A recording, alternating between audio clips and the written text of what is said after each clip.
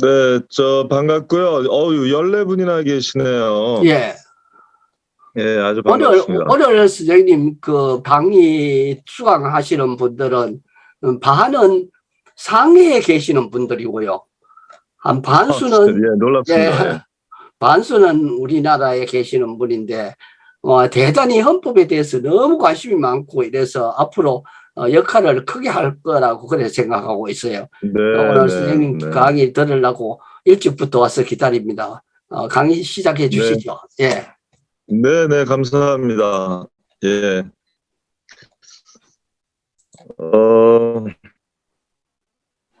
제가 이제 김용택 선생 헌법동본부에서 뭔가 강의를 하나 했으면 좋겠다 이렇게 말씀을 하셔서 뭘 할까 고민했어요. 원래 작년인가 재작년에 한번 교사의 정치기본권 문제를 가지고 말씀을 드린 적이 있어서 똑같은 거를 하긴 좀 그렇고 해서 이번에는 직접민주주의와 헌법 또는 직접민주주의에 대해서 말씀을 한번 드려보겠다고 했습니다. 제가 직접민주주의에 대해서 뭐 대단한 연구를 한 건 아닙니다만 오늘 그 강의 자료로 나눠드린 만큼의 연구는 한 것 같아요. 제가 이 글을 쓰고 나서 굉장히 자부심이 있었습니다. 제가 알기로는 이 정도 글을 쓴 사람이 아무도 없었거든요. 그런데 원래는 르몽드 디플로마틱이라고 왜 한국판이 있잖아요. 그 프랑스에서 유명하다는 거기에 사장이 저한테 이 직접민주주의 책을 낸다고 세 분한테 원고 청탁을 한다고 하면서 저한테도 청탁한 거였어요. 그래서 제가 원고지 200자 원고지로 치면 100매 넘게 120매 가까이 쓴 글인데요. 보시면 아시지만 주도 안 달고 그러긴 했습니다만 제법 리서치를 많이 하고 아무튼 제 글로 처음부터 끝까지 썼지 표절이 없이라고 생각한 거 없거든요. 해석과 관련된 부분은 팩트가 통계 수치나 이런 것들이야 받겠습니다만 지금 우리나라에서는 직접 민주주의 해야 된다. 이게 지금 많은 시민들의 열망 같아요. 그 얘기는 직접 민주주의 뭔지 아시죠?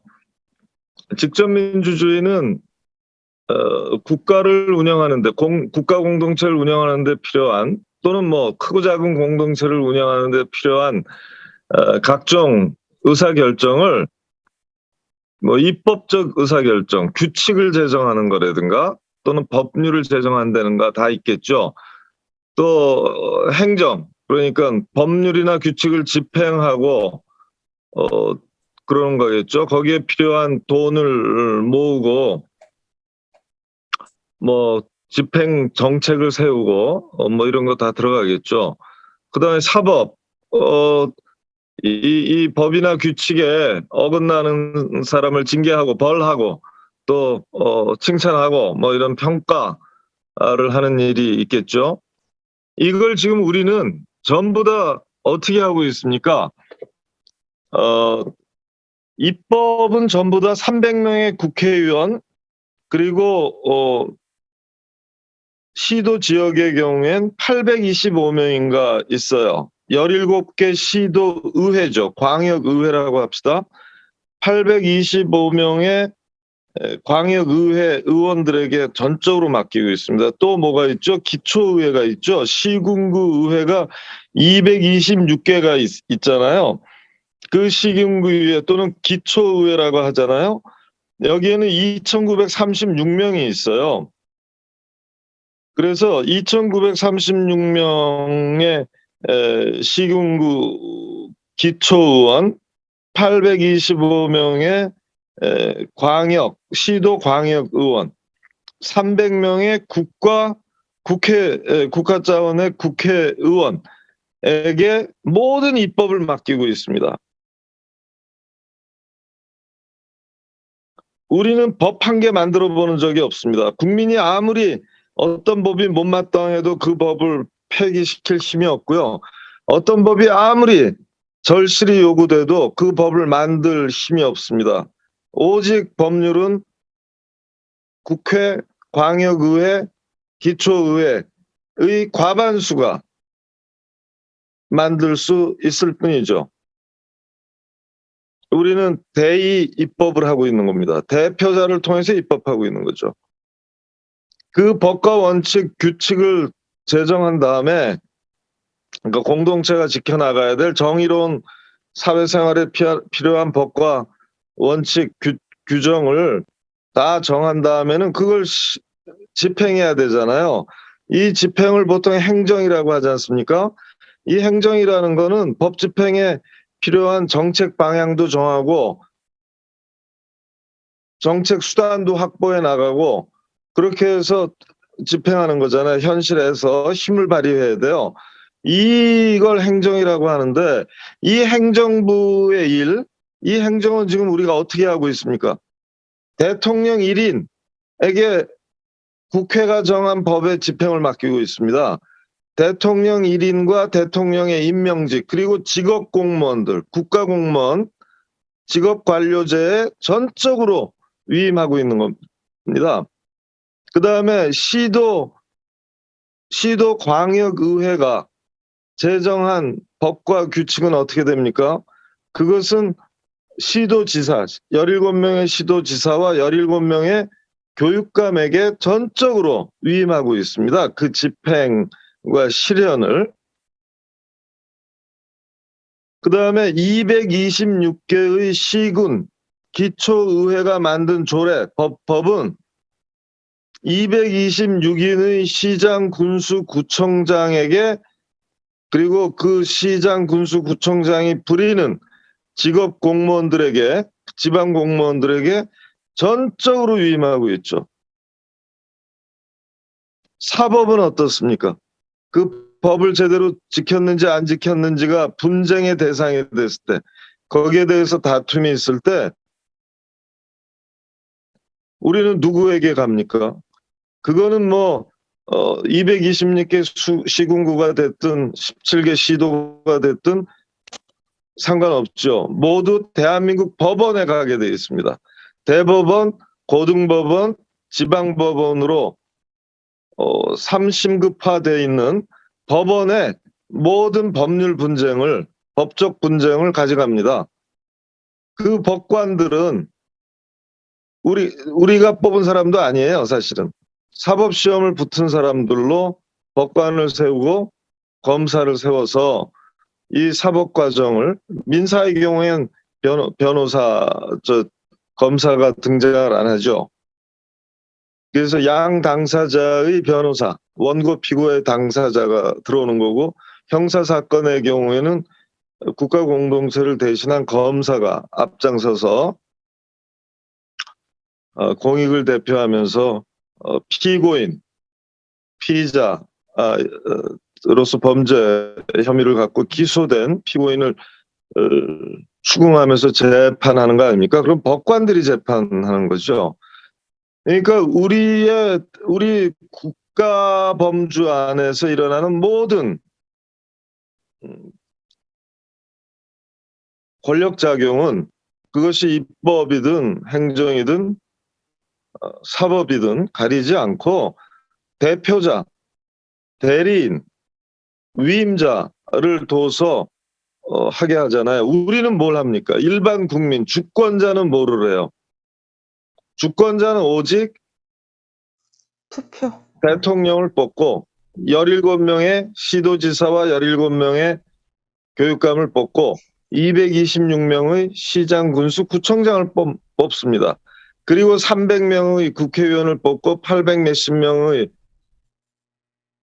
시도의원을 뽑고 2,900 몇십 명의 기초의원을, 시군구 의원을 뽑을 뿐이에요. 이게 선출직인데 한 4,400명 될 겁니다. 이 한 4,400명의 선출직을 성공한 정치인이라고 부르는 거고, 4,400개의 선출직을 지망하는 사람을 정치인이라고 그러는 겁니다. 대의 정치인이죠. 간단히 말하면. 그리고는 시험으로 뽑히는 법관들이 있을 뿐입니다. 법관과 검사가 있는 거예요.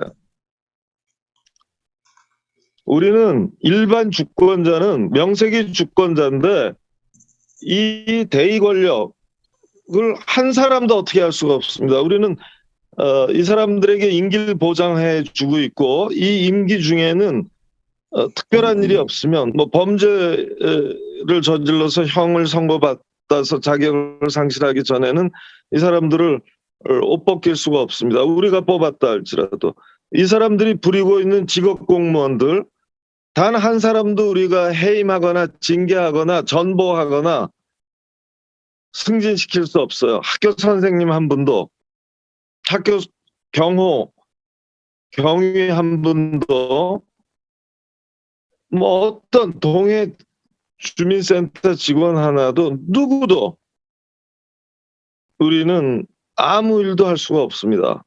그게 지금 주권자. 그럼 주권자를 뭐라느냐? 딱 하나 4년에 한 번씩 선거해서 대통령 하나 뽑아요. 행정부에선 대통령 하나, 시도지사, 교육감 총 34명, 시장, 군수, 구청장 226명 뽑을 뿐이에요. 4년에 한 번 선거해서 국회의원 300명, 광역의원, 기초의원 뽑을 뿐입니다. 그리고 이 사람들이 헌법재판소 나눠서 임명하고 또 법원은 사법권은 시험에 붙은 법관들, 그러니까 진짜 엘리트들이죠. 이 엘리트 법관들에게 우리가 다 넘겨주고 사는 거죠. 우리는 4년에 한 번, 5년에 한 번 투표를 하는 거예요. 이때 우리는 선거라고 그러거든요. 선거는 사람을 뽑는다는 뜻이잖아요. 뽑아서 올린다는 뜻이죠. 선거가. 그러니까 뽑아서 올려줄 뿐이에요. 대표자의 지위에, 대의 권력자의 지위에, 대신 권력자죠. 대리 권력자죠. 근데 대표 권력자라고 하는 거는 이유가 있습니다. 그거는 이 뽑은 사람의 명령, 지시, 위임을 이행하지 않아도 된다는 거예요. 왜냐하면 뽑은 사람은 파당이거든. 다수파가 뽑았으면 파당 아닙니까? 그 전체 국민의 일반 의지 이런 거를 대신해야 될 걸로 생각하잖아요. 파당적 의지를, 정파적 의지를 대신하면 안 되잖아요. 그렇기 때문에 대리인이라고 하기에는 뭐하다 이거예요. 그래서 주권자, 대의 권력자 대신 의논해서 결정하는 사람들이라는 뜻이죠. 그래서 이 관계를 대표한다 이렇게 말을 하는 건데 위임한다고 안 그러고 위임한다 그러면 위임자가 원하는 대로 수임자가 내지는 수탁자가 행동해야 되잖아요. 대리한다 그러면 본인이 원하는 대로 행동해야 되잖아요. 본인의 지시를 어기면 안 되잖아요. 그런데 대표자는 주권자가 지시할 수 없는 존재거든요. 그렇기 때문에 대표자죠. 근데 이 대표자를 주권자는 다만 선거를 통해서 뽑고 패망하게 하는 거죠. 뽑고 세우고 멸하고 할 수 있는 거예요. 세우고 교체할 수가 있는 겁니다. 지금 우리는 크고 작은 어떤 권력자도 보통 사람들이 아무리 모여도 아무리 서명을 해도 단 한 사람도 교체하거나 승진시키거나 전보하거나 파면할 수가 없거든요. 일반 시민들은 아무리 모여도. 그런데 최고 권력자들, 우리의 대의 권력자들은 법관을 빼놓고는 일단 직업 공무원이 아닌 이상 선출직 공무원들은 다 4년에 한 번씩이긴 하지만 파면시킬 수 있단 말이에요. 파면은 아니고 교체할 수 있으니까 마음에 안 들면 바꿀 수 있는 권한 그거 하나 갖고 있는 거죠. 이걸 우리는 간접민주주의라고 대표민주주의라고 그러지 않습니까? 직접민주주의는 뭐냐면 사람을 뽑는 게 아니라 사람을 뽑아서 우리한테 필요한 일을 시키는 게 아니라 하라고 하는 게 아니라 우리한테 필요한 일, 우리가 공동체의 안녕과 공익과 공동선을 위해서 결정해야 될 무수한 사안들이 있는데 그 사안들을 직접 기초 단위에서는 기초 단위 주민들이, 광역 단위에서는 광역 단위의 시민들이, 국가 차원에서는 국민 모두가 투표를 해서 결정을 한다는 거죠. 사안 결정이 직접 민주주의입니다. 한마디로 말하면. 그 사안에는 법안도 있을 수 있고 헌법도 있을 수 있고요. 헌법을 만들자, 헌법을 바꾸자, 헌법 조항을 하나 폐기하자, 법률을 만들자, 신규 제정하자, 개정하자, 폐기하자도 있을 수 있고요. 정책을 폐기하자, 반대하자, 정책을 이렇게 저렇게 하자, 행재정 조치라고 그러죠. 행정적 조치, 재정적 조치를 이렇게 저렇게 하자. 아니면 그 대표 권력이 행사하는 행정적, 재정적 조치에 반대한다. 이런 걸 정하면 되는 거거든요. 사법부의 판결에 대해서 반대한다. 이런 건 없어요. 어느 나라도 인정을 안 하고 있습니다. 꼭 인정을 안 해야 될지는 우리가 굉장히 고민해 봐야 될 지점이 있겠죠. 우리가 분통 터지는 판결들 많잖아요. 그런데 여태까지 여간 사법부의 독립 같은 것은 대단히 중요한 것으로 보고 최후의 민주주의와 인권의 보루인 차원이 있는데 그 여러 가지 조건이 완비될 때 그런 것이죠. 그 지금까지는 직접 민주주의의 그 국민에 의한 직접 의사결정의 절대적 예외가 지금 판결로 돼 있는데요. 개별 판결론 그렇지만 직접 민주주의는 법을 만들 수 있잖아요. 그러니까 판결 안에는 법의 이치라는 게 개별적 사건에서의 구체적 타당성을 구하고 있지만 개별 사건에서의 정의가 무엇을 요구하는지를 말하고 있지만 그 결정의 배후에는 법의 이치, 법리, 원칙이라는 게 있거든요. 이 법리와 원칙은 법률로 만들 수가 있잖아요.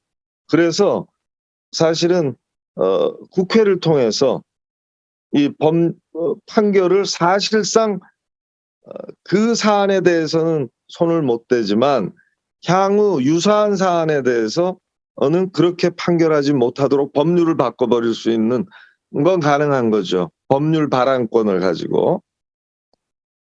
그래서 직접 민주주의는 굉장히 넓은 거예요. 직접 민주주의는 아무튼 사람을 뽑는 게 아니라 그 뽑힌 사람들 내지는 그 뽑힌 사람들이 뽑은 사람들 내지는 부리는 사람들이 하는 일 그것을 국민들이 직접 해보자. 입법, 행정에 관한 일들을 사법은 아까 말씀드린 방식으로 하고요. 자, 이 직접 민주주의 여기 계신 분들은 다 원하십니까? 이 직접 민주주의에 대해서요. 많은 분들이 환상을 갖고 있어요. 한편으로 보면. 근데 환상을 가질 건 아닐 겁니다. 뭐 나라의 규모나 이런 걸 생각하면 대표 민주주의 안 할 도리가 없죠. 그런데 하도 대표 민주주의, 특히 대의 입법기관을 믿을 수가 없네. 필요한 민생 입법은 물타기하고 희석시키고 왜곡하고 연기하고 축소시키고 폐기하고 하지 말라는 법은 마구 만들고 이런 것들을 보다 보면 열불이 나잖아요. 그러다 보니까 자꾸 우리가 직접 입법할 수 있도록 직접 개헌할 수 있도록 하자 이런 얘기가 힘을 얻고 있죠. 이 얘기는 뭐냐면 이놈의 국회 느려 터져서 어디 살겠냐. 이놈의 국회든 광역의회든 기초의회든 일반 보통 사람들의 뜻 특히 다수를 점유하고 있는 과반수를 점유하고 있는 상대적으로 어려운 중저소득층 사람들의 형편을 도외시한다. 이렇게 생각해갖고 이제 입법권을 다오 이럴 수가 있잖아요. 그러면 여러분들 직접 민주주의 도입을 누가 좋아하겠어요? 일반 주권자가 좋아할 수는 있어도 대의 권력자는 질색할 거 아닙니까?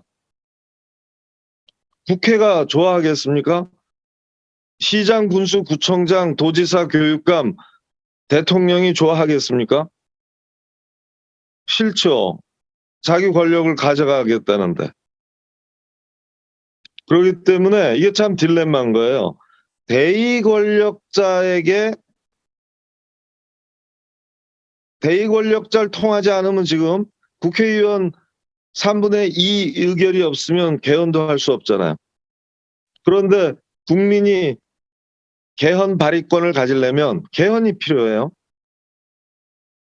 참 딜레마예요, 딜레마. 국민 발언권을 가지려면, 그러니까 법률안 발언권을 국민이 행사하려면 법을 고쳐야 되거든요. 헌법도 고쳐야 되고 법도 고쳐. 그러면 헌법에다 상세하게 쓸 수가 없잖아요. 국민이 어떤 조건에서 입법 발언권을 갖는지, 이 국민이 발언한 입법안을 국회에서 심의해서 부결시킬 수 있는지, 다만 국회에서 반대 의견을 붙여서 국민 투표를 반드시 붙여야 되는지, 이것이 국민 발언권으로 입법안으로 상정되려면 어느 과정과 절차를 거쳐야 되는지, 어느 정도의 요건을 국민들의 서명이 몇십만 장, 몇백만 장이 필요한지 이런 것들 다 정해야 되잖아요. 그걸 서명을 받기 위해서 허용되는 기간을 6개월을 잡을지 9개월을 잡을지 1년을 잡을지, 일단 서명 요건을 갖췄을 때 국민투표에 회부한다면 몇 개월 안에 회부할지, 몇 개월이 지난 후에 회부할지, 국회가 어느 정도 심사를 핑계로 가지고 있어야 되는지, 이거 굉장히 정할 게 많아요. 그렇기 때문에 헌법에는 고작 국민은 입법안 발언권을 갖는다 이렇게 쓸 수밖에 없어요. 법률이 정하는 바에 따라서. 근데 이 법률을 누가 정합니까? 이걸 국회의원들이 정하거든. 그죠? 그럼 국회의원들이 국민의 입법 발언권을 최대한 확보하겠습니까? 아니면 최소화하겠습니까? 자기 권한을 뺏어가는데 최소화하죠.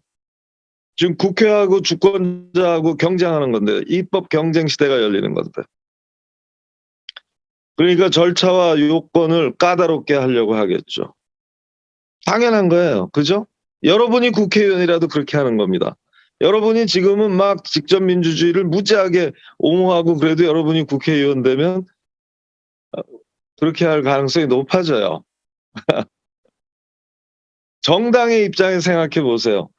정당은 내가 지금 169명의 국회의원을 거느리는 정당이야. 그럼 내 뜻대로 정당 지도부죠. 같은 국회의원 중에서도 권력이 훨씬 크잖아요. 정당 지도부의 입장에서 보면 내 뜻대로 입법을 할 수 있는데 국민이 갠세히 하시네. 말로만 종전에 갠세히 하셨는데 이제 아예 입법안을 제출하시네. 이 입법안이나 개헌 발의안을 국회가 받으면 요건을 맞춰서 제출하시면 꼼짝없이 국회가 심의해서 반대 의견은 달 수 있지만, 또 국회가 정말 좋은 의견이라고 생각하면 입법 통과시켜주면 그걸로 끝이지만, 그렇지 않고 국회의원들이 보기에는, 국회의원 과반수가 보기에는 반대하고 싶네. 그럼 반대 의견 붙이더라도 반드시 키일하는 게 아니라 국민투표에 회부하게 하는 법을 만들었다고 쳐봐요. 이런 법을 만들어야 되거든요. 뿐만입니까? 이거 국민 발언해서 서명 50만 명 모으려면요, 유권자 1%가 44만 명입니다. 우리나라에서. 여러분 몇 퍼센트 걸겠어요? 유권자 1%? 2%?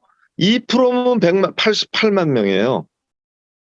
여러분, 우리는 다 사회운동을 해본 사람들이라 압니다. 길거리에서 서명받고 온라인 서명받고 얼마나 어려운 건지 아시죠? 안 해줍니다. 뭐 떡이 나오는 것도 아닌데 뭐 돈 뺏기는 것도 아닌데 안 해줘요. 어떤 사람이 좋으냐 나쁘냐 판단은 오히려 쉽게 해줄 거예요. 근데 사안에 대해서는 막상 찬반 의사표시를 하라고 그러면 겁이 나요. 내가 잘 알지도 못하는데. 내가 학습한 것도 아닌데 난 토론을 들어도 100분 토론을 들어도 못 알아먹겠는데 못 알아먹기 때문에 10분 만에 난 채널을 돌리는데 이런 국민들이 80%가 넘죠. 각 사안별로 다르죠. 각자 자기 전문 분야가 있으니까 직업 분야가 있으니까 그런 쪽의 사안을 알아들어요.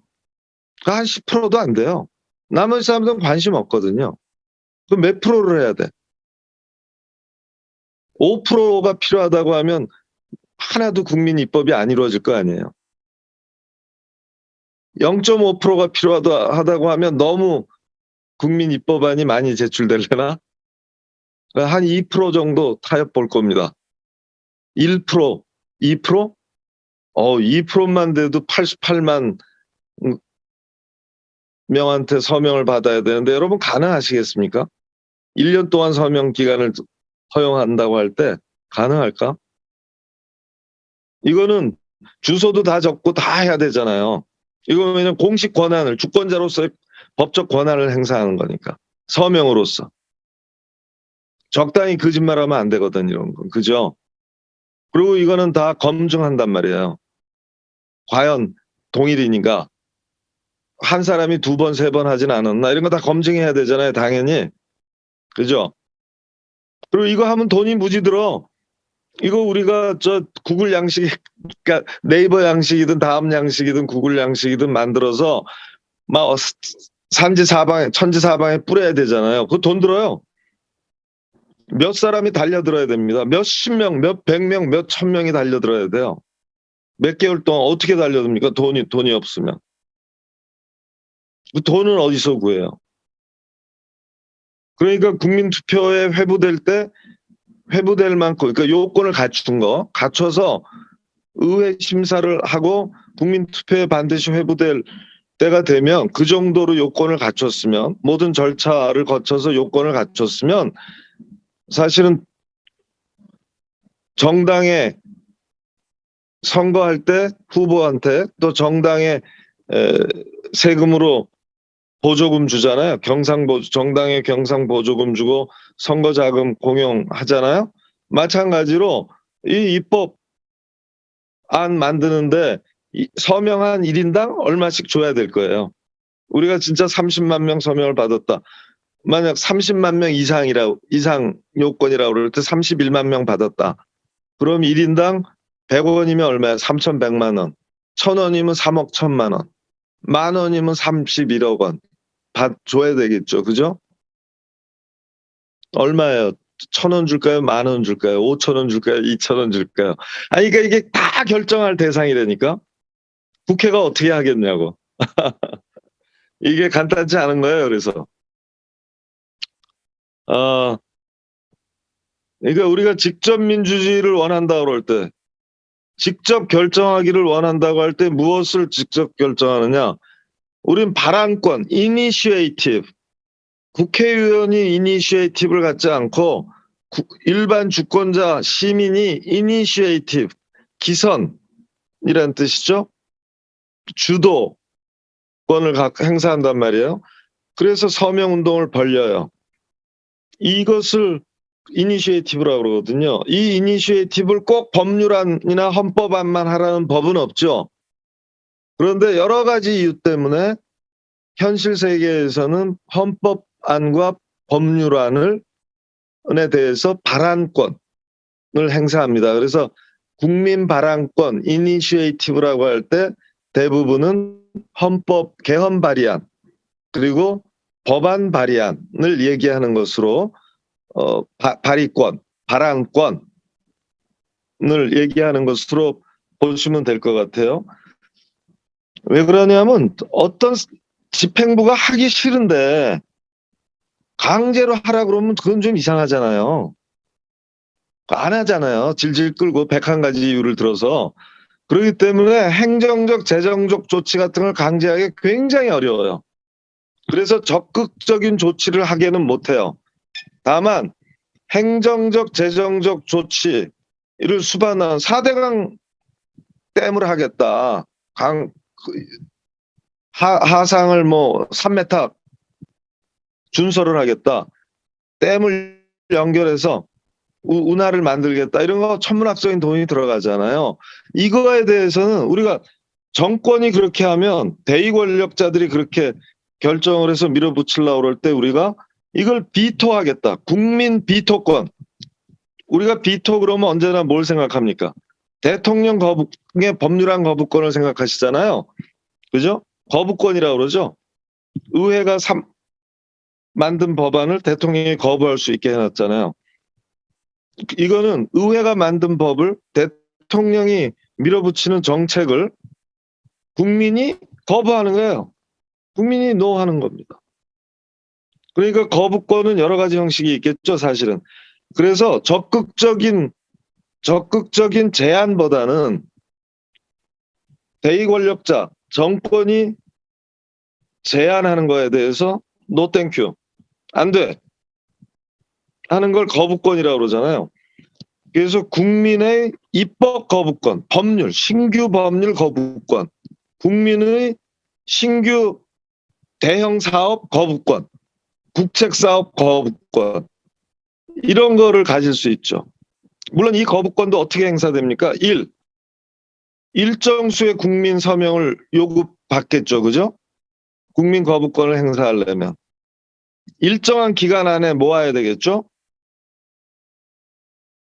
대개 1% 2%가 되지 않겠습니까? 최소한 50만 편 돼요. 우리나라 인구가 5천만이 넘고 4,400만이 유권자이기 때문에 1%만 잡아도 44만이거든요. 50만 명 이상은 받아야지만 되지 않겠어요? 그러면 그 벅찬 거예요. 아무튼 50만 신규 법률이 대통령 공이 거부권 행사하지 않고 그래서 다 통과했어요. 그럼 신규 법률이 개정된 지 100일 안에 50만 명의 시민 서명을 거둬서 이 법률에 대해서 거부권 행사하겠다 할 수 있고요. 4대강 건설 계획, 원자력 건설 계획을 발표했어요. 그러면 이 대형 프로젝트 국책 사업 추진을 우리는 거부하겠다. 그리고 안을 내서 또 50만 명이면 50만 명의 서명을 받아서 국민 투표를 강제하는 것이죠. 이 사안 투표죠. 이때는 사람 투표가 아니라 사람 투표는 선거라고 그러고 사안 투표는 국민 투표라고 그러거든요. 사안 투표를 하는 거죠. 우리가 그러니까 할 수 있는 거는 이니시에이티브, 그 다음에 레퍼런덤, 국민 투표를 레퍼런덤이라고 그러는데요. 이니시에이티브는 국민 발언권은 아까 말씀드린 것처럼 반드시 국민 투표를 수반해야 돼요. 국민 투표를 통해서 결정이 나야 되겠죠. 그죠? 안 그러고 국회나 의회가, 기초의회나 의회가 이걸 부결시켜버리면 끝이다. 그럼 참 허망하잖아요. 우리나라 주민투표법상의 우리나라 지방자치법과 주민투표법으로 보장되는 게 있어요. 우리나라 국가 차원의 국민 발언권, 국민 투표권은 없습니다. 국민 소환권도 없습니다. 국가 차원에서는 없는데 우리나라 국회의원들이 그러니까 본인한테 불리한 건 안 만들었어요. 그런데 또 선진적인 건 알잖아요. 그러니까 지방자치에는 다 도입한 겁니다. 그래서 우리는 시장, 군수, 구청장, 시도지사, 교육감의 행정 조치에 대해서 무상급식을 안 하겠다 그러면 무상급식 하자. 이렇게 주민투표할 수 있잖아요. 주민 발언할 수 있잖아요. 그리고 주민 발의권을 행사해서 조례, 조례 발의권 하잖아요. 그래서 서울에서 학생인권 조례를 주민 발안권을 행사했습니다. 근데 시도지사 교육감, 시도의회, 기초의회, 시군구, 시장군수 구청장, 기초의회에 대해서는 조례 발의권, 그 다음에 주민투표권, 주민소환권 세 가지 직접민주주의적 권리를 부여했어요. 이미 2000년대 초에 그렇게 했습니다. 그런데 본인들의 권한을 뺏는 건 안 한 거죠. 그래서 중앙정치, 국가정치 차원에서는 지금 말씀드린 국민 발언권, 투표권, 국민 소환권 이 세 가지 직접 민주주의적 권리를 도입하지 않고 있는 겁니다. 근데 이 지방자치에서 이걸 도입하면서요. 직접 민주주의적 권리를 도입하면서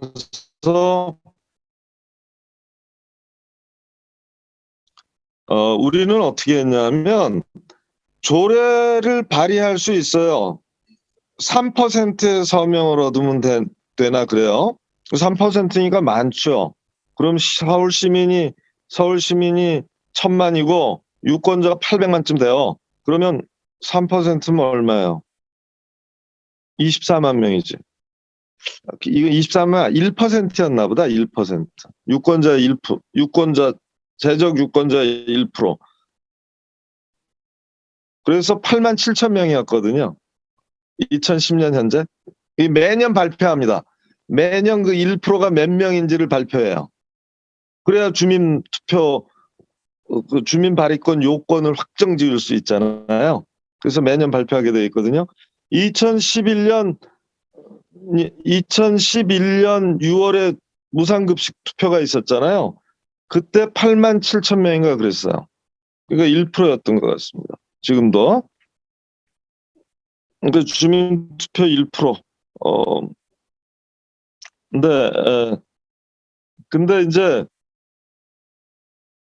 이 주민투표는 간접 주민투표예요. 그게 무슨 뜻이냐면 시도의회가 아니면 시군구 의회가 주민 발의안을 보고 심사합니다. 그런 다음에 이거 안 되겠네. 이거 뭐 이렇게 허접해. 이거 이거 그리고 잘못됐네. 이거 공동성 공익에 입하지 않겠네. 우리가 보기에. 그럼 어떻게 해요? 키일합니다. 그냥 기각해요. 부결시켜요. 그럼 끝입니다. 그러니까 의무적 필수적으로 주민투표에 회부하지 않게 한 거예요. 지들이 싫으면 반대 의견 정도를 달아서 그렇게 해야 되잖아요. 그렇게는 안 한 겁니다. 그렇기 때문에 어떤 장점이 있냐면 굉장히 복잡한 법안을 낼 수가 있어요. 그러니까 학생인권 조례안은 굉장히 복잡했어요. 한 50개 조문이 넘거든요. 60개 조문. 한 개 조문당 막 항이 여러 개씩 있으니까 굉장히 긴 법이에요. 근데 이 굉장히 긴 법을 주민 발의안으로 냈습니다. 이건 한번 생각해 보세요. 직접 민주주의에 의한 그 국민 발언은 주민 발언은 원포인트를 해야 돼요. 4대강 반대냐 찬성이냐 원포인트 아닙니까? 단순하잖아요. 결정하기가 쉽잖아. 아니 그 공부를 하면. 근데 막 한 20개, 30개 조문이 막 얽혀 있네. 어느 한 개는 싫어. 그 중에 한 개 조문은 독소 조항 같고 나머지는 다 괜찮아. 그럼 어떡합니까? 그래서 의회가 심사하는 거예요. 원포인트로 줄여놔야, 그러니까 개헌도 1개 조항, 원포인트 조항만 국민 발의, 개헌 발의권을 줘야 돼요. 그래야 국민들이 yes, no로 단순하게 딱 결정할 수가 있거든요. 투표는 찬반 투표 이상을 하면 복잡해지기 때문에 어렵거든요. 만약에 원포인트가 아니라 전면 헌법안, 헌법 개정 10개 개정안, 법률 개정 10개 개정안, 신규 법률 제정안, 신규 법률 제정안, 이런 것을 국민 발안할 수 있다고 한다면 국회가 심사 안 할 도리가 없습니다. 적절하게 앞뒤가 맞게 수정 안 할 도리가 없어요. 그렇게 되면 그 결론으로 키를 부결할 수 있는 권리도 갖게 되는 겁니다. 하든지 판단할 수 있거든요. 한 1년 정도의 기간을 가지면서 서명하고 학습 토론하고 공적 공론화의 장이 열려서 막 방송 신문 길거리 회관 이런 데서 토론이 진행된 몇 개월간 진행되고 국민투표 주민투표에 부의되면 그러면 국민들이 무식하다고 할 이유가 없잖아요. 그런 시간을 거쳐서 숙성 기간을 거쳐서 수기와 토론이 이루어진다. 지금 우리가 얘기하는 직접민주주의의 절차는요, 이 수기 과정과 토론 과정을 학습 홍보 토론 과정을 거치지 않을 수 없도록 설계돼 있어요, 사실은. 그렇기 때문에 직접민주주의를 조금이라도 공부해 본 사람은 직접민주주의가 중우민주주의다, 폭민민주주의다, 이런 말은 웃기는 거짓말이죠. 이 말은 어디서 나온 거냐면 직접민주주의는 광장민주주의다. 직접민주주의는 인민재판이다. 광장에 모여있는 사람이 함성과 고함으로 이 사람을 죽일 값쇼 살릴 값쇼, 사형을 할 값쇼 교사를 할 값쇼, 석방을 할 값쇼 징역을 10년 때릴 값쇼, 이런 식의 이거가 직접민주주의가 아닙니다. 이건 옛날에 아테네에서 잠깐 있었던 방식이고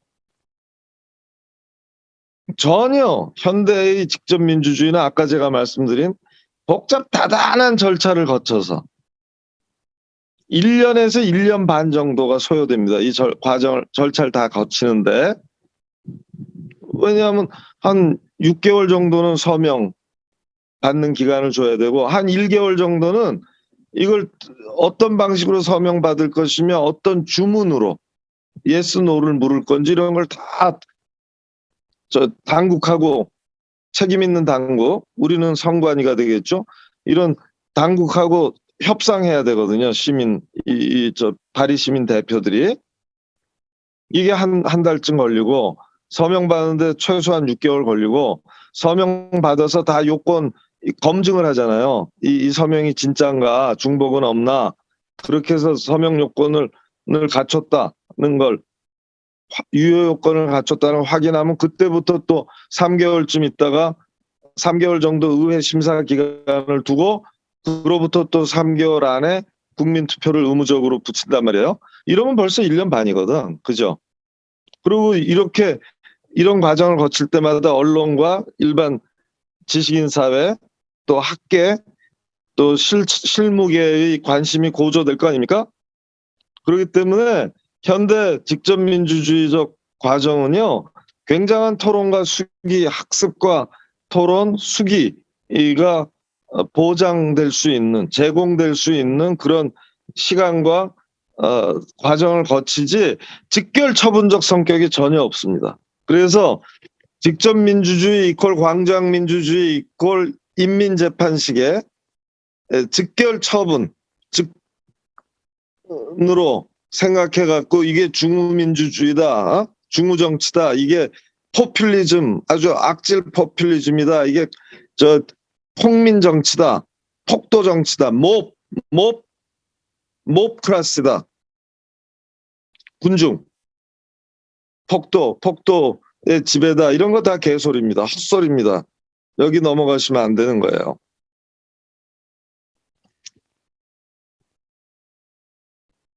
그리고 이 직접 민주주의에 대해서 반론이 여러 개가 있어요. 잘 몰라서 하는 반론이.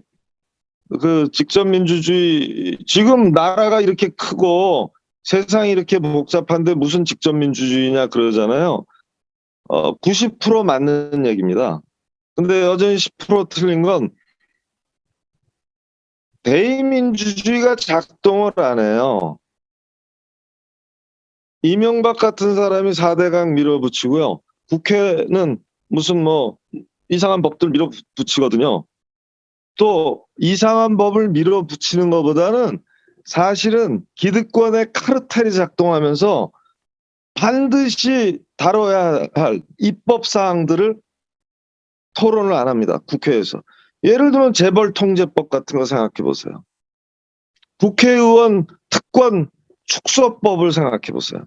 국회의원 특권을 국회의원이 축소하자고 법안 만들어서 토론해요? 안 하잖아요. 기대하기가 어렵죠. 그러니까 이런 거는 대의정치의 한계입니다. 대의정치의 함정도 있고 한계도 있어요. 그래서 이런 걸 극복하기 위해서 필요하죠. 그래서 이런 기능을 대의민주주의가 지지리도 진도가 안 나갈 때 우리가 악셀러레이터, 가속기를 밟는다고 그래요. 대의민주주의의 가속장치로서 직접민주주의.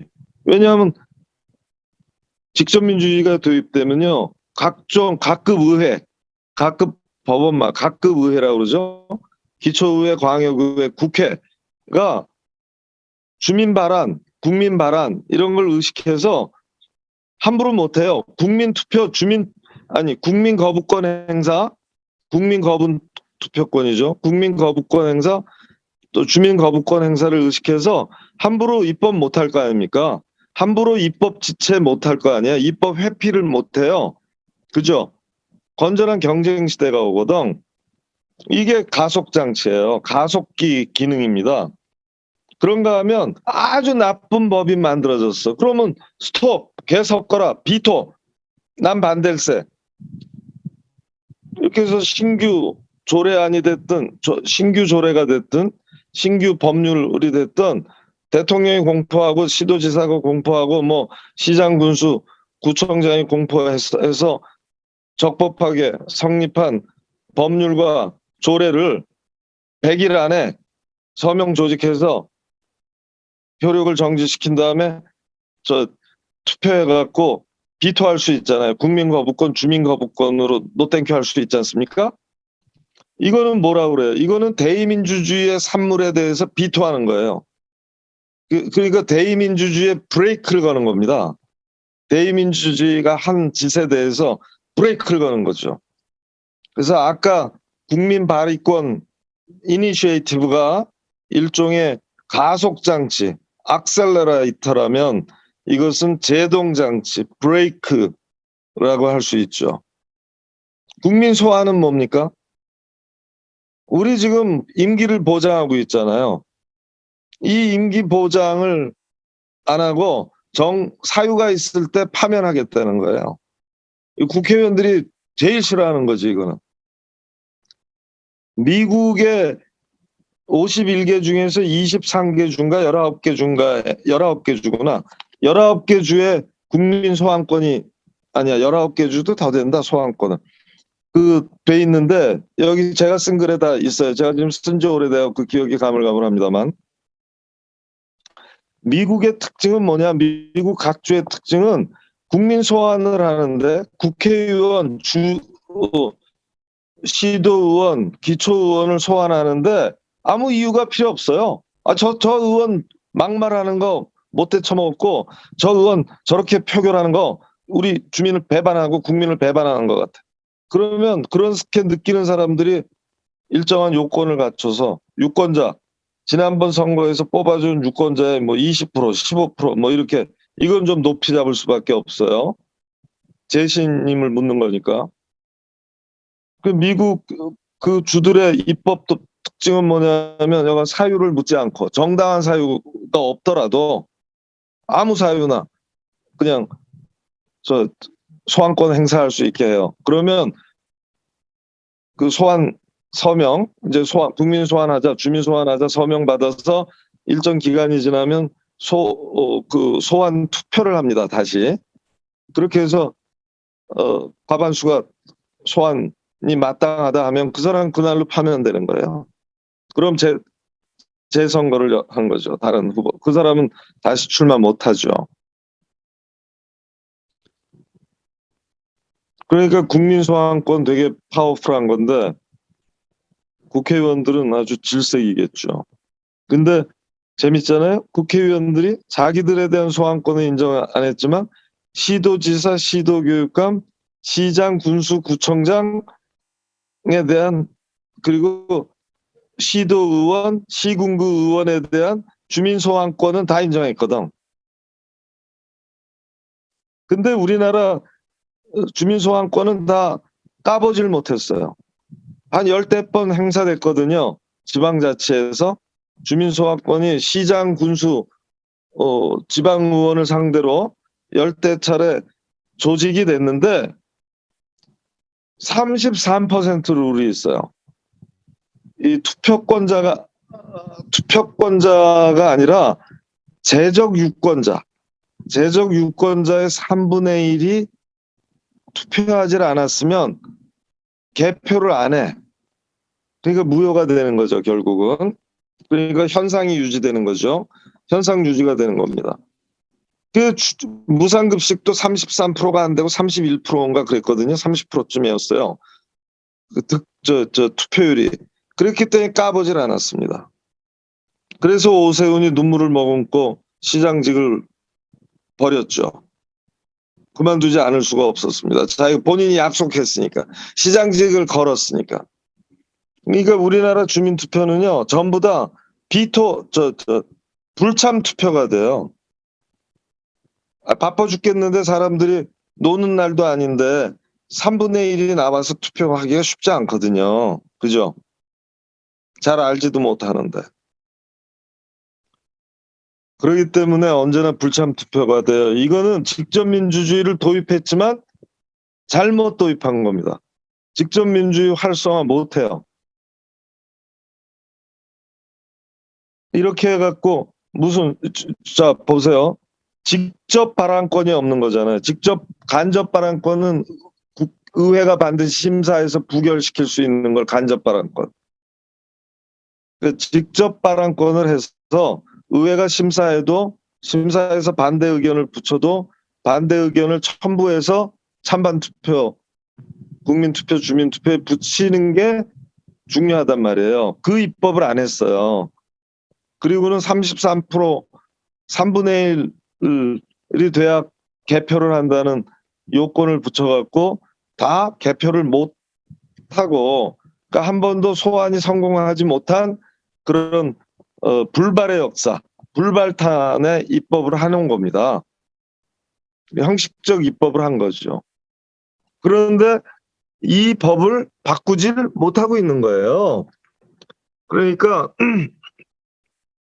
우리나라의 직접민주주의 운동은 뭘 해야 됩니까? 1차적으로 국회의원들이 만든 지방자치에서의 직접민주주의 3권 Initiative, Referendum, Recall, 소환제, 주민투표제, 주민발안제, 이 세 가지를 현대 민주주의의 최신 직접민주주의 입법 동향에 맞춰서 활성화시키는 입법 개정 투쟁을 해야 되는 겁니다. 왜냐하면 국회의원에 대한 국민 소환권,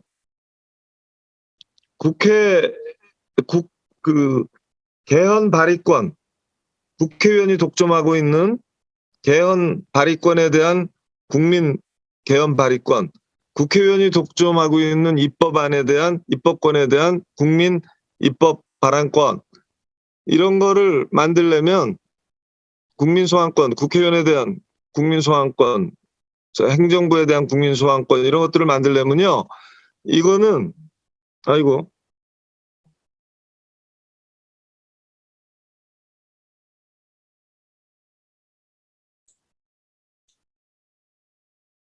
저는 나가신 거예요.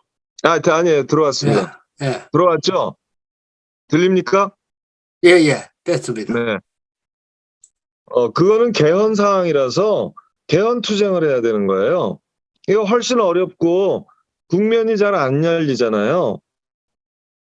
그러니까 지금 개헌 투쟁은 다 저 맥락과 장소를 시간과 이런 걸 시기를 봐야 되기 때문에 어렵거든요. 우리나라에서 지금 저 87년 이후로 개헌이 한 번도 안 된 거 아닙니까? 그래서 개헌 투쟁에 매몰되는 게 아니라 직접민주주의를 원하시면 지방자치법과 주민투표법을 고치고 주민소환법을 고쳐서 그 활성화시키는 게 급선무입니다. 완전히 개판이거든요.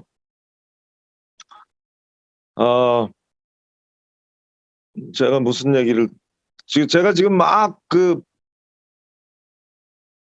한꺼번에 여러 가지 말씀을 드리고 있는 건데요, 사실은. 요약하면 이런 거잖아요. 지금까지 드린 말씀을 요약하면, 직접민주주의라는 게 뭐냐? 사람을 뽑지 않고 사안을 투표하는 것이다. 결정하는 것이다. 사안에 대한 결정권. 이건 단독 결정권이 아니니까 투표라는 형식으로 결정하는 수밖에 없는 것이죠. 그래서 국민 소환이 됐든 국민 발안이 됐든 국민 거부가 됐든 전부 다 국민 투표로 끝나는 거예요. 그죠? 국민이 직접 투표하는 겁니다. 우리나라에서 중앙정치 국가 차원에선 이와 같은 것이 없다고 말씀드린 것이고요. 국민 발안이 여러 가지 발안을 적극적으로 할 수 있지만 현실적인 이유로 정책이나 행정적, 재정적 조치를 적극적인 재정적 조치를 발안하는 것은 쉽지가 않기 때문에 현실적으로는 헌법안과 법률, 조례, 발안으로 가는 것이고 국민투표는 당연히 따라오고요. 그 행정부 쪽은 그래서 국민거부권, 행정부와 입법부, 이 대의 권력자들의 정책이나 사업, 즉 국책사업 또는 신규 법률, 통과된 법률 조례에 대해서는 국민거부권이 사실상 국민투표권의 핵심이다. 왜냐하면 나머지는 국민 소환도 국민 발안도 궁극적으로는 국민투표로 결정이 되지만 그건 국민투표라고 하질 않고 그냥 국민 발안과 국민 소환의 일부죠. 그죠? 그렇기 때문에 우리가 국민투표라고 할 때 그 핵심은 적극적인 조치는 아니고 노 땡큐 하는 거부권 행사가 될 수밖에 없다. 이렇게 제가 지금 말씀을 드린 거고요. 그리고 주민투표 이 지방자치 차원에서 직접 민주주의 3권이 도입은 됐으나 입법 설계 미스로 활성화가 될 수 없는 두세 가지 이유를 말씀드렸죠. 그리고 거기에 비추어 볼 때 우리가 국민 발안을 하든 국민 발안권은 그러니까 헌법안, 개헌안과 신규 입법안, 뭐 제정이든 개정이든 그런 입법안의 발안은 원포인트로 할 때만이 바로 국민투표를 또는 주민투표를 강제할 힘이 생긴다. 원포인트가 아니고 막 10개, 20개 조항이 있을 경우에 전문적인 이해와 심사가 어렵기 때문에 판단이 어렵기 때문에 그것은 의회의 심사를 허용하지 않을 수가 없고 의회의 심사에 따라서 의회가 부결시켜서 그냥 국민에서 발의는 됐지만 국민이 결정하지 못하는 이제 그런 사태가 벌어진다. 그래서 아쉽게도 안타깝게도 국민 발안권 개헌이 됐든 법률안이 됐든 원포인트를 해야 된다. 일 수밖에 없다 이런 말씀을 저는 드렸고요. 그리고 많은 사람들이 특히 엘리트주의자들 또 대의민주주의자들, 대의민주주의는 사실 스타 민주주의고 귀족 민주주의이고 그런 거잖아요. 그래서 전문가 민주주의고 어떻게 보면 막 그런데 이 대의민주주의를 할 수밖에 없다고 하는 말에는 굉장한 진실이 있지만 대의민주주의의 여러 한계 때문에 대의민주주의의 가속장치로서 대의민주주의의 제동장치로서 대의민주주의의 속금장치겠지. 인적 걸름장치? 그게 이제 리콜이잖아요. 사람을 리콜하는 거잖아요. 사람을 리콜하잖아요. 네. 그 소환 파면하는 그것이 불가피하게 필요하고 그것이 필요 없다고 얘기하는 사람은 대의민주주의를 완전체로 착각하고 있고 대의민주주의를 더 민주화해야 할 필요와 당위를 느끼지 못하는 사람이다. 그건 대단히 문제가 있다. 그리고 이런 주류화가 될 수는 없고 비상적인 상황에서 가속과 제동과 걸름장치로 작동하는 이 직접민주주의는 광장민주주의가 아니다. 그래서 폭민주의나 중우정치나 폭민정치로 이끈다는 것은 헛소리고 데마고그고 아주 나쁜 프로파간다다는 이유를 쭉 설명드린 거였잖아요. 그죠? 그리고 지금 입법례를 보면요. 전 세계가 대의민주주의 시대를 살았어요. 20세기 민주주의 시대는 철저하게 대의민주주의 시대입니다. 그래서 우리나라 헌법에 직접민주주의가 없잖아요. 여러분 우리나라 헌법에 직접민주주의가 없다고 그러면 이렇게 말씀하는 분들이 있더라고. 무슨 말씀이십니까? 헌법 개정할 때 국민투표하지 않습니까? 맞아요. 그거 국민투표 레퍼런덤이 맞습니다. 근데 한번 생각해 보세요. 국회 3분의 2가 이미 통과해갖고 막 전면 개정안 또는 막 다수 개정안 그래갖고 헌법 조항을 막 한 개가 아니라 10개, 20개씩 있는데 한 두어 개는 마음에 안 드는데 대부분은 마음에 드네. 그럼 어떡합니까? 그런 안을 지금 예스가 노가 딱 한 번 하려는 거 아닙니까? 전면 예스, 전면 노 해서 개헌안에 국민투표하는 거 아니에요? 그 국민투표가 형식 아니고 뭡니까? 그게 깝대기지 뭐 그게 무슨 실질이 있어요. 그래서 우리나라는 국민투표 없는 거나 마찬가지고요. 두 번째로 우리나라에서 국민투표라는 말을 써요. 헌법에서.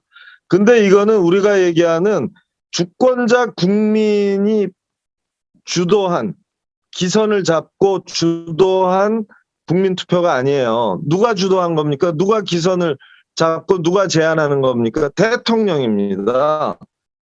대 권력자. 대표 권력자가 대표 권력자 중에 대빵이 그러니까 대통령이 국가안보 기타 국가 안위의 중대한 사안에 관해서 뭘 하냐면 국민에게 국민투표에 부의할 수 있다 이렇게 돼 있죠. 그죠? 그래서 뭐 별의별 걸 다 국민투표에 대통령들을 부의하라고 그러는데 대부분 어디서 걸립니까? 국가안보 기타 국가 안위의 중대한 사항에 대해서 그러니까 국가안보와 국가 안위의 중대한 사항이니까 굉장히 한정이 되잖아요. 외교안보에 관한 것들이죠. 그런 게 아닌 이상은 국민투표에 붙이라고 할 수가 없단 말이에요. 그런데 이거는 국민투표 영어로는 그래서 완전히 구별합니다. 레퍼런덤이 아닙니다. 이 국민투표는. 이거는 영어로 플레비사이트라고 그래요. 전 세계가 똑같겠습니다. 플레비시트라고 읽을 수도 있고 플레비라는 건 민중이라는 뜻이거든. 그러니까 근데 이게 뭐냐면 권력이 자기 신임 투표로 변질시키는 거예요. 아니 대통령이 부의했는데 이거 떨어지면 이거 안 되면 물러나야 되잖아요.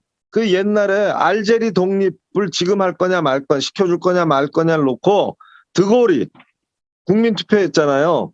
플레비사이트를 한 겁니다. 레퍼런덤이 아니라. 국민들이 원해서 투표한 게 아니라 본인이 자기를 신임하라고 했는데 부결시켜버렸어요, 국민들이. 지금 당장 독립권 주라고. 그랬더니 드골이 그래서 물러난 거 아닙니까? 플레비사이트로 정권의 필요에 따라서 국민에게 결정권을 줬는데 정권의 필요에 따라서 정권이 원하는 시점에 정권이 원하는 방식으로 국민 투표를 한 거, 국민의 결정권을 준 거거든요. 그런 건 플레비사이트라고 그래요. 레퍼런담이 아닙니다. 레퍼런담이 아니에요. 완전히 구별하고 있어요. 그래서 플레비사이트는 권력의 편이라는 거죠. 국민의 편이 아니라 그러니까 거꾸로 대척적인 거예요. 우리나라 헌법이 인정하는 국민투표는 최고 권력자인 대통령이 국가안보와 국가안위의 중대사안에 대해서 붙일 수 있는 국민투표입니다. 플레비사이트예요. 신임투표예요. 그렇기 때문에 99.99%가 다 원하는 대로 가결되는 겁니다. 이 나폴레옹 3세가 나폴레옹이 좋아했던 거 아닙니까? 이걸 통해서 다 황제로 갔던 거 아닙니까? 플레비사이트. 로마 시대, 공화정 시대에도 이 플레비사이트가 있었어요. 그래서 집정관들이 돌파구로 사용했습니다. 그래서 플레비사이트, 우리나라 헌법은 헌법 개정에 대해서 통째로 예스냐 노냐를 물어서 무의미한 국민투표 하나가 있을 뿐, 레퍼런덤 하나가 있고요. 나머지는 다 대통령만 부여할 수 있는 플레비사이트가 인정될 뿐이라서 우리나라는 직접민주주의를 헌법이 인정하고 있지 않는 겁니다. 그래서 개헌 사항이 되는 겁니다. 근데 헌법이 인정하는 데는 미국 헌법도 없고 어느 나라 헌법, 여러 헌법이 있어요, 지금은. 그런데 헌법이 미국의 헌법이 몇 개인 줄 아세요? 미국 연방 국가이기 때문에 주를 영어로 스테이트라고 하죠. 스테이트가 우리말로 뭡니까? 국가란 뜻 아닙니까? 국가. 국가를 스테이트라고 그러잖아요.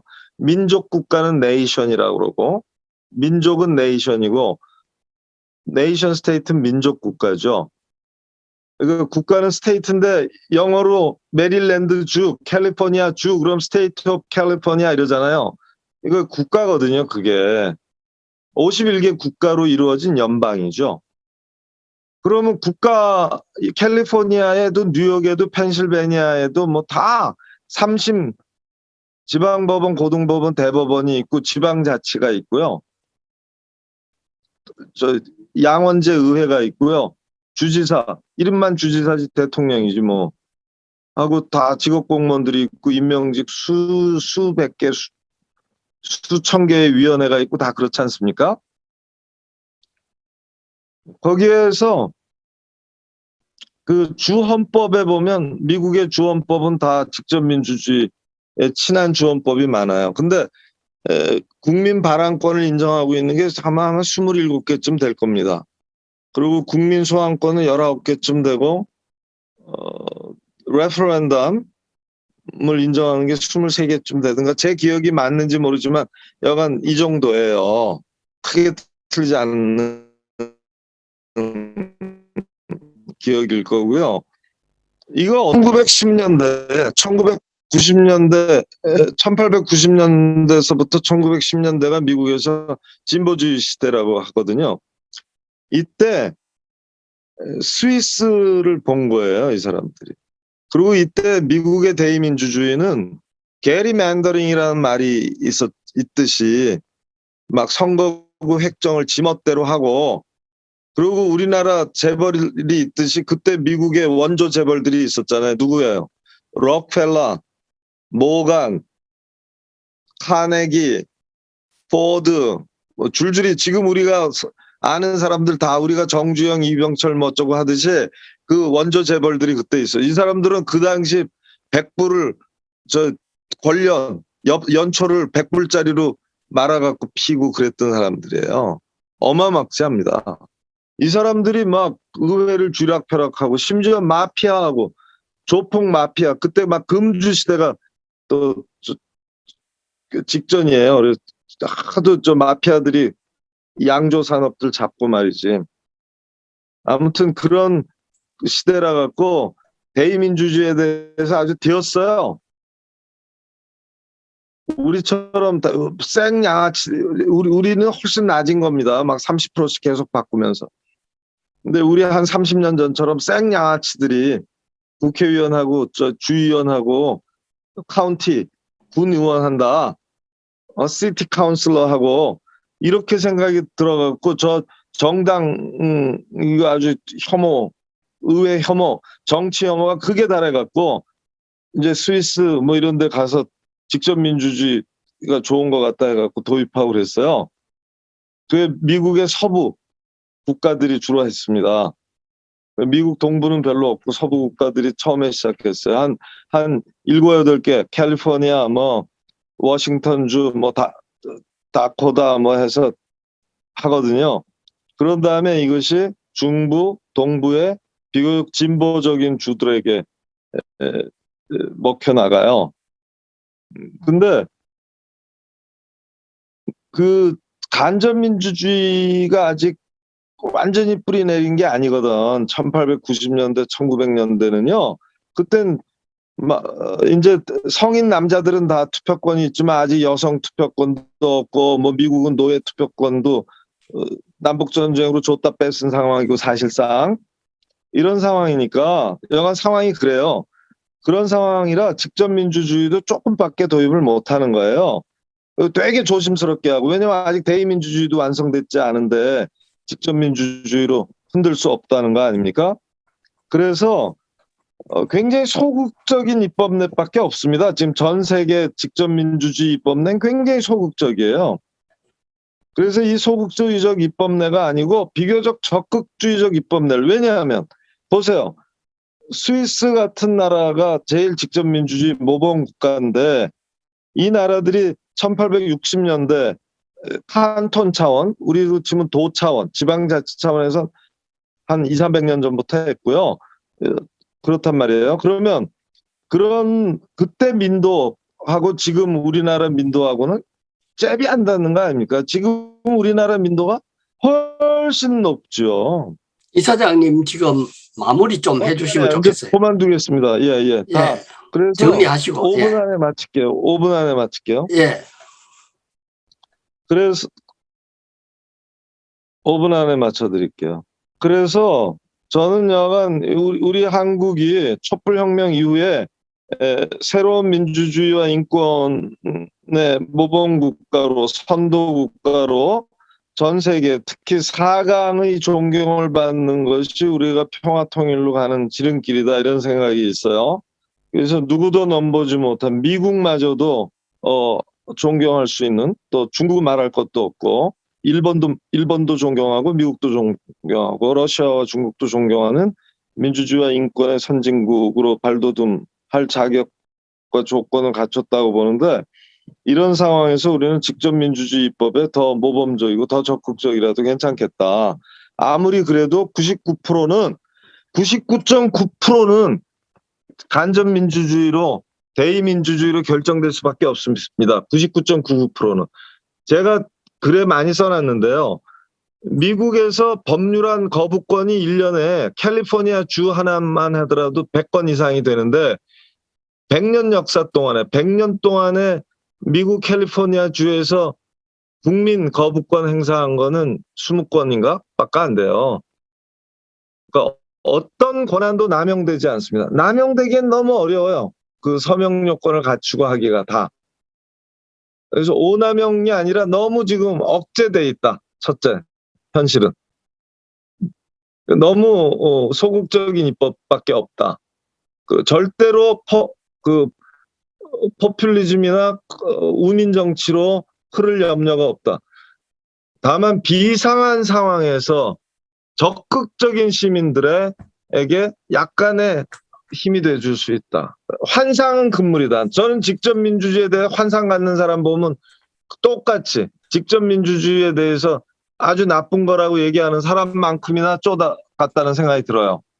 왜냐하면 실제로 생각을 해보시면 안 돼요. 지금 아까 말씀드린 것처럼 1년에 법이 1000개씩 개정되고 만들어지고 하는데 이거 몇 개 할 수 있겠냐고. 우리가 법률안을 한들 10개, 20개, 100개?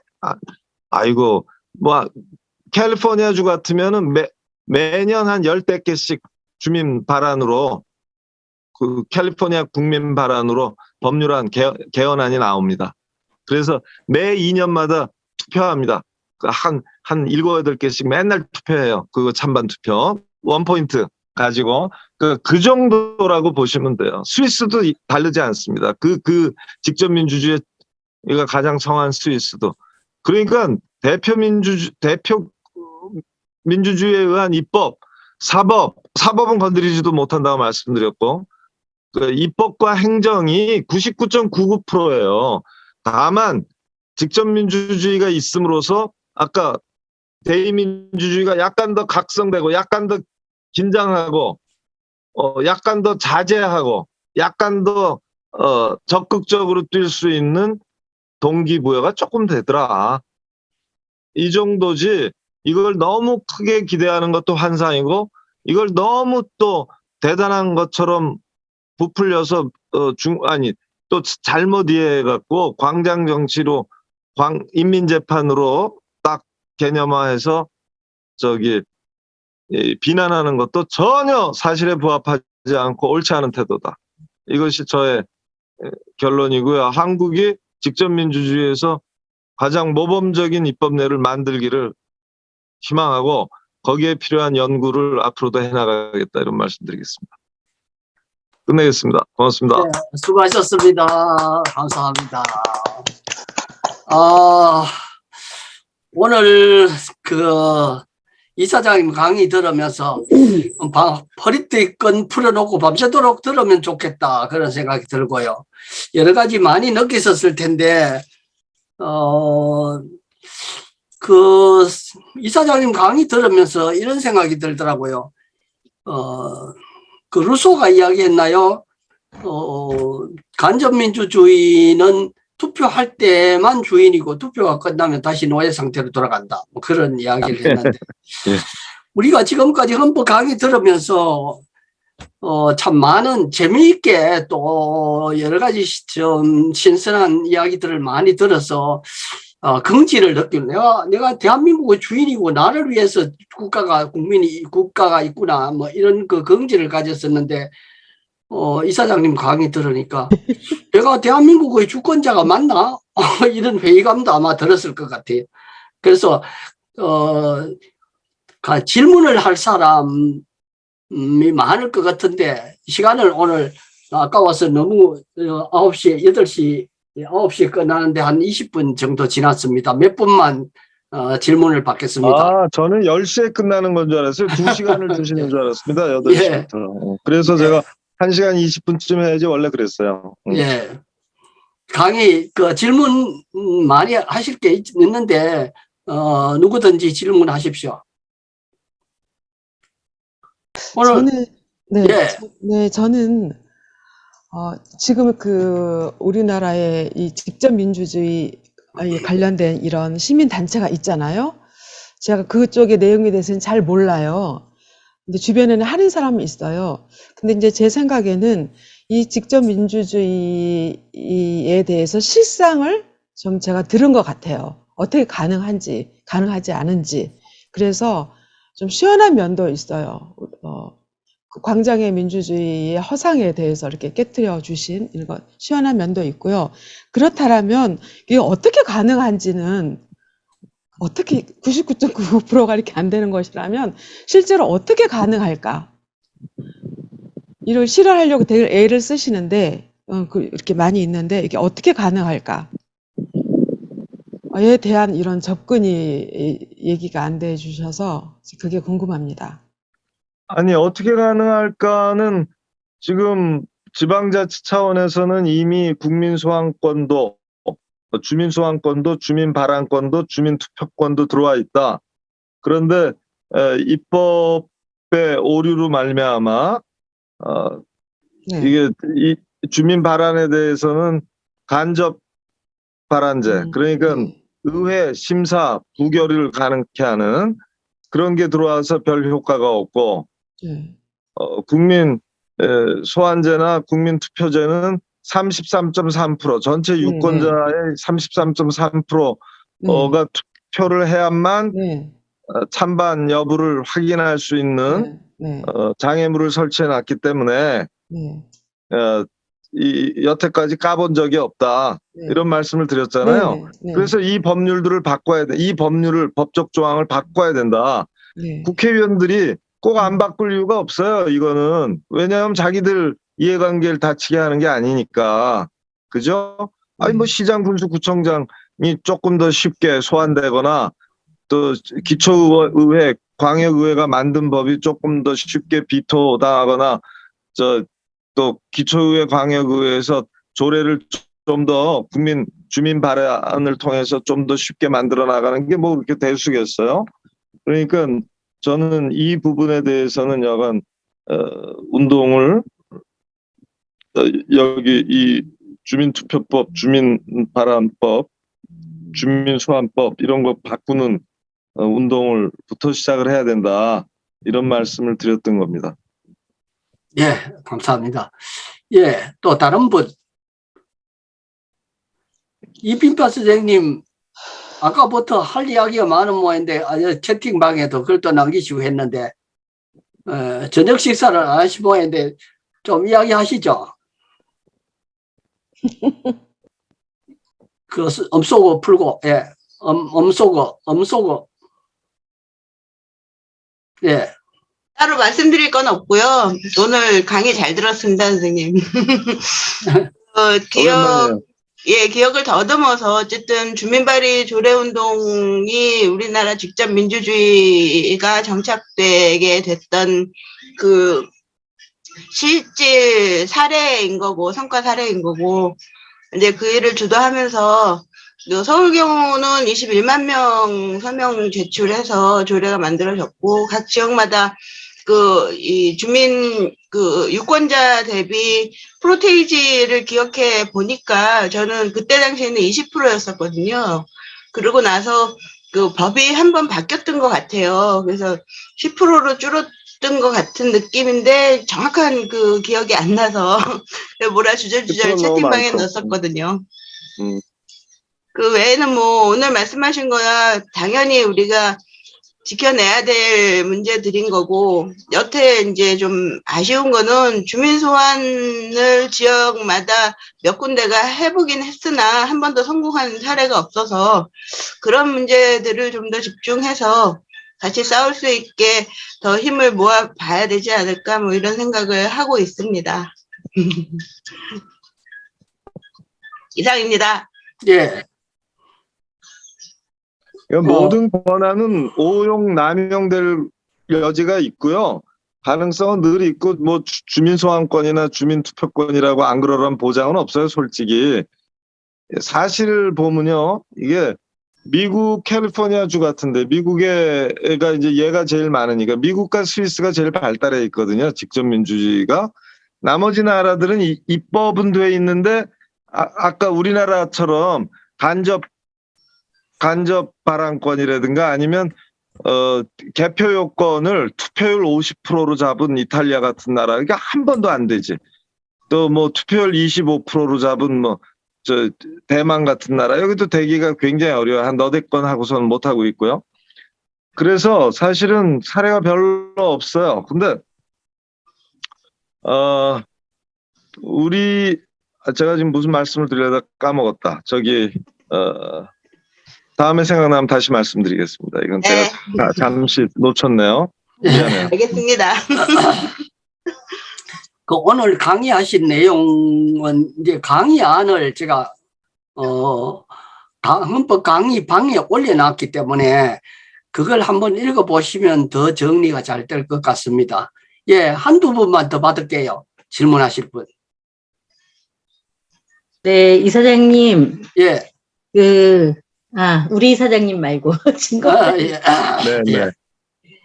저희 2017년 이제 국민이 쓰는 개헌 해가지고 굉장히 여러 단체에서 개헌에 대한 논의를 하고 그랬을 때 지금 말씀하신 직접민주주의, 국민소환제, 발의제, 국민투표제를 굉장히 연성수 대표님을 비롯해서 송문학 대표님 이런 분들이 적극적으로 직접민주주의에 대한 것이 개헌에 들어가야 된다라고 하시고 했는데 독립운동하는 거가 더 쉬울지 이 직접민주제 개헌안이 쉬울지는 모르겠으나 그 민주시민들 또 저희가 헌법운동을 계속해서 국민들의 인식이 깨어난다면 이것들도 좀 더 가까워지지 않을까, 가능하지 않을까, 뭐 이런 이상주의적인 꿈을 꾸는데요. 혹시 지금 이제 주민자치법 뭐 해서 주민자치회가 활성화되고 각 그 지방에서도 주민자치회들이 이제 적극적으로 활성화되고 하는데 그 조금 가능성 있는 희망적인 이야기를 조금 더 듣고 싶습니다. 마지막으로. 글쎄요. 우선 제가 아까 하려던 얘기는 이거였어요. 미국 얘기를 하다 말았는데, 미국에서 이 직접 민주주의 권리를요, 사실은 부자들이 굉장히 많이 사용합니다. 돈이 많아서. 이게 돈이 들거든. 서명을 얻고 하려면 굉장히 홍보를 많이 해야 되잖아요. 이게 5,400만을 대상으로 홍보를 한다? 이게 돈 많이 들거든. 광고 많이 때리고 여기저기 막 토론회 많이 열고 학자 뭐 지식인 많이 동원한 사람이 아무래도 유리하잖아요. 그러니까 회사 돈들이 막 글로 가요. 그래서 대기업 로비단체 이익단체가 더 많이 씁니다. 사실은 현실에서는 그걸 막을 수가 없어요. 그래서 그런 이유로 대의민주주의보다 못하다 현실이 실태가 이렇게 얘기하는 사람도 있어요. 그런 위험성과 오남용의 가능성은 언제나 있다. 이걸 명심하시는 게 좋아요. 사실은 어떤 제도적 논의를 할 때는 절대선은 없다. 그리고 지금 강정미 선생님 말씀처럼 이게 뭐 잘 되려면 어떻게 돼야 되느냐. 저는 여하간 성공을 해야 된다. 어떻게 성공하려면 정확하게 타겟을 정해야 돼요. 개헌운동이 아니고 아까 얘기한 것처럼 지방자치에서 인정되고 있는 직접민주주의 제도가 지금 활성화를 못하게 막고 있거든요. 제도 자체가.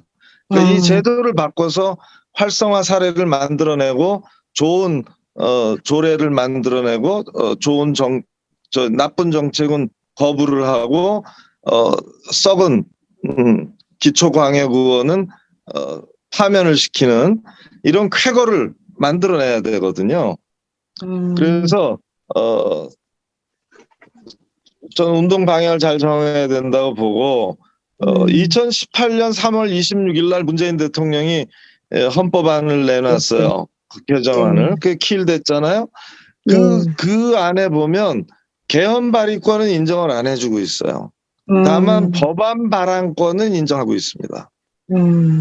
그런데 우리가 그래서 그때 개헌 운동하던 사람이 개헌 발의권을 인정 안 해주는 건 말이 안 된다. 이것 때문에 우리는 70점을 줄 수가 없다라고 다 입을 모았어요. 당시에. 네. 그걸 기억하실 거고요. 네, 맞습니다. 그죠? 그리고 네. 지금 제일 안타까운 게 뭐냐면 제가 쓴 글을 보시면 여론조사에서 국민 발언권 찬성하는 비율 80 몇 프로, 국민 소환권 찬성하는 비율 80 몇 프로, 국민 투표권 찬성하는 비율 80 몇 프로였어요. 제가 놀랬습니다. 이거는 제가 저 1,000만 원 들여서 한 거나 마찬가지예요. 이 여론조사를. 그런데 이 여론조사를 보세요. 정당이 하겠습니까? 정당은 이 손해잖아요. 국회의원이 하겠습니까? 주요 언론사가 하겠습니까? 이게 이런 여론조사는 실시 자체를 안 합니다. 그리고 실시해도 보도를 잘 안 할 수가 있어요. 이게 기득권의 카르텔한테는 귀찮은 거거든. 이런 직접민주주의가 활성화된다는 게 사실은 한편으로는 또 특히 우리나라 지역 역학관계에서는 그래서 굉장히 불리한 거예요. 사실은 여론조사를 하는 집단도 없고, 음. 그리고 이걸 누가 그렇게 연구를 하겠어요? 그리고 연구해 본들 굉장히 원론적인 얘기만들 하거든요. 그래서 또 공격의 빌미를 많이 줘요. 그래서 저는 자부하건대 제가 이렇게 이번 3년 전에 정리한 글을 한번 읽어보시면, 뭐 제도 설계라든가 현황, 실태라든가 가야 될 방향 이런 것들이 어렴풋이 잘 보일 거다 이렇게 자부해요, 사실은. 꼭 제 글을 읽어보시는 거에서 시작한다. 이거 미발표 원고기 때문에 특권입니다. 르몽드 네, 출판사에 감사합니다. 뒀다가 예. 출판사 사장이 약속을 안 지키고 책을 안 내는 바람에 아직까지 아무데도 발표하지 않은 거거든요. 예, 특권을 한번 누리시기 바랍니다. 예. 감사합니다. 마지막으로 한 분만, 시간이 많이 지났습니다만, 한 분만 더 질문 받겠습니다. 없으면 넘어갈까요? 예, 그러면 이상으로 오늘 직접 민주주의 개헌, 포퓰리즘인가 실질적 민주주의인가, 우리 광노현 이사장님의 정말 좋은 강의를 잘 들었습니다. 우리 박수로 수고하셨습니다. 인사합니다. 고맙습니다. 고맙습니다. 감사합니다. 예, 감사합니다. 뵙게 돼서 반갑습니다. 네. 고맙습니다. 건강하세요. 예, 실질적 민주주의 헌법 강화 아주 응원합니다. 네. 감사합니다. 예, 고맙습니다. 네. 수고하셨습니다. 예. 네, 네. 감사합니다. 다음 수요일 날은요, 우리 그 강동구의 김경선 선생님이 헌법의 일반화, 헌법을 일반화시키는 그 사례를 듣도록 그렇게 준비를 하고 있습니다. 다음 시간에도 좀 많이 참석하셔서 좋은 강의 많이 들으시기 바랍니다. 오늘 늦은 시간까지 강의 듣느라고 수고하신 분 감사합니다. 강정미 쌤 특별히 뭐 하실 말씀 있으세요? 네, 없고 저희 10월 10일 날 예. 전국 지부장님, 지회장님, 또 회원님들, 경기도 시흥시의 임병택 시장님과 제주도의 신용인 그 헌법 교수님, 그다음에 저희 이사님들하고 함께 더 나아진 우리 헌법 읽기 국민운동이라는 주제로 워크숍을 준비하고 있습니다. 그래서 오늘 오신 분들은 꼭 필참 해주시기 바랍니다. 잘 준비하겠습니다. 예, 서울 계시는 분들 특히 꼭 들어오시기 바랍니다. 예, 감사합니다. 늦은 시간까지. 수고하셨습니다. 예, 좋은 밤 되십시오. 예. 항해에서도 오십시오. 가보겠습니다. 보낼까요? 10일 날이 월요일이던데, 월요일이 맞습니다. 저기 연휴 마지막. 연휴 마지막. 예, 8, 90이 그 연휴여서 10일 날 연휴 마지막입니다. 예. 네네. 이빈파 선생님 꼭 이빈파 선생님 오셔요. 오시죠. 그러니까 오라는 거가 이게 오프라인으로 오라는 건가요? 네네, 오프라인으로 오라시는 겁니다. 예, 워크숍. 오프라인으로. 예, 예. 그 시흥으로요. 네, 시흥, 예, 시흥시청. 예, 시간은 예. 2시. 2시요. 네네. 네, 가겠습니다. 예, 감사합니다. 네, 예, 감사합니다. 수고하셨어요. 들어가세요. 예. 강정미 쌤, 아까 누구 만나가 이야기한다고 그랬잖아요. 전화하신다 그랬어요. 전화하세요. 잊어버리지 말고. 예, 은미쌤, 좀만 늦게 나가주세요. 예. 네, 알겠습니다. 성은자 선생님, 아까 인사도 못했네. 잘 계시죠? 예. 10일 날 봅시다. 제가 코로나 걸려가지고 예. 지금 계속 고생했었어요. 그래서 그래서 좀 조용하고 못 돌아왔었어요. 아이고, 그래도 괜찮아요, 지금. 끝까지 잘 버티다가 어지게 걸려가지고 한 2주 추석 바로 직전에 그래가지고 명절도 못 세고. 네. 선생님 얼굴은 좋은데? 이게 화면이 그래요. 살이 한 몇 킬로 빠졌어요. 얼굴이 아이고. 빨개졌어요. 야이신 게 딱 보이세요. 안 그래도 그- 여쭤보려고 그랬어. 예, 그러셨구나. 한- 고생하셨네. 예. 앞뒤 한 7kg 빠진 것 같아요. 아이고. 빠지신 것 같아요. 근데 예, 가족들은 다 괜찮고 혼자만? 명절 못 쉬었어요. 그래서 저희. 아이고, 고생하셨네요. 그 뭐 코로나가 보니까 고생한 사람을 하고 멀쩡한 사람은 멀쩡하고. 그래도 저는 그렇게 심한 건 아니었더라고요. 아, 그래서 다행이네. 이래저래 못하기도 했고, 예. 정미쌤, 제가 네. 10일 날 참석을 하려고 그랬는데, 네네. 제가 9일 날 좀 어디 베트남 쪽으로 가가지고, 못 갈 것 같아서 내가 다른 분들 괜히 힘 빠질까봐 예. 남을 때 좀 무리하시지는 말고, 예. 네. 가능하면 꼭 오십시오. 예. 이미영 선생님은 왜 얼굴을 안 보여주시고, 이미영 선생님, 미영쌤도 참 있구나. 바쁘신가 보다.